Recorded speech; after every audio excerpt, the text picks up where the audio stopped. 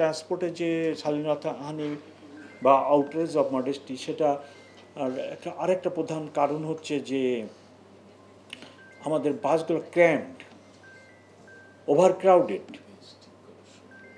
আমি তো এই শহরে দীর্ঘদিন আছি, আমার স্টুডেন্ট লাইফে এই শহরে কাটছে। আমি মনে করি যে এটার একটা প্রধান কারণ যে বাসগুলো ওভারক্রাউডেড। মেয়ে এবং ছেলেরা পাশাপাশি বসে, এখানে মেয়েদের জন্য রক্ষিত সিটও রাখা হয় না, ছেলেরা দখল করে নেয় অথবা পাশাপাশি দাঁড়ায়। আবার দেখবেন এই যে বাসের, আপনারা একজন বক্তা বলছেন যে ট্রান্সপোর্টের মালিকদের সাথে বসা খুব জরুরি, শ্রমিক নেতাদের সাথে বসা জরুরি।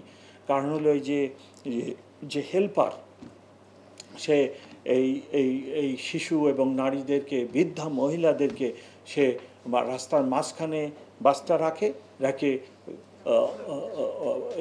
এই বৃদ্ধা মহিলা বা শিশু বা এদেরকে নামাই। তার চেয়েও বড় কথা হলো যে সে এই মহিলাদের গায়ে হাত দেয়।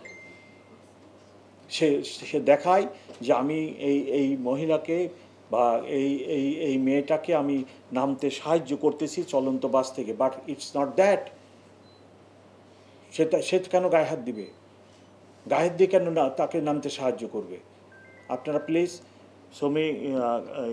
শ্রমিকদের সাথে বসেন, যারা হেল্প করে ওদের নেতাদের সাথে বসেন এবং মালিকদের সাথেও বসে বলেন যে আপনাদের এই বাসের হেল্পার জন্য এই কাণ্ডটি করে না, আর বাস চালক জন্য বাসটা সাইডে নিয়ে নামাই। বসেন, প্রয়োজনে আমরা যে ধরনের সাহায্য দরকার সেই ধরনের সাহায্য করব।